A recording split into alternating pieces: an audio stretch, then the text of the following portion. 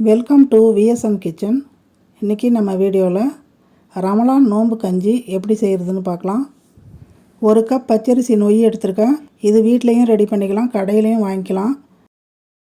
அது கூட 1/4 கப் பைத்தம்பருப்பு சேர்த்து கழுவிட்டு 1 கப் தண்ணி 1 ஸ்பூன் வெந்தயம் சேர்த்து 10 நிமிஷம் ஊற வச்சிடலாம். குக்கரில் 2 ஸ்பூன் எண்ணெய் 1 ஸ்பூன் நெய் சேர்த்துக்கலாம். எண்ணெய் சூடாகிடுச்சு. 2 துண்டு பட்டை, 3 கிராம்பு, 1 பிரிஞ்சி இலை, 2 ஏலக்காய் சேர்த்துக்கலாம். இதுக்கு சின்ன வெங்காயம் பெரிய வெங்காயம் ரெண்டுமே கட் பண்ணி வச்சுருக்கிறோம், அதை சேர்த்துக்கலாம். இது கூடவே பூண்டு பச்சை மிளகாய் சேர்த்து வதக்கிக்கலாம். வெங்காயம் லேசாக வதங்கினா போதும்.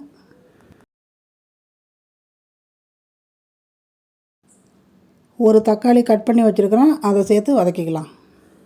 தேவையான அளவு உப்பு சேர்த்துக்கலாம். தக்காளி வதங்கிடுச்சு. இப்போ இஞ்சி பூண்டு விழுது சேர்த்து வதக்கிக்கலாம். வதங்கிடுச்சு. இப்போ கொஞ்சம் புதினா கொஞ்சம் கொத்தமல்லி சேர்த்து வதக்கிக்கலாம். இந்த ஸ்டேஜில் நீங்கள் காய்கறி அப்படி இல்லைன்னா மட்டன் சேர்த்துக்கலாம்.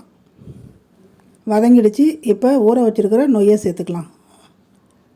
8 கப் தண்ணி சேர்த்து நல்லா கலந்து விட்டுட்டு குக்கரை மூடி 6 விசில் விட்டுறலாம்.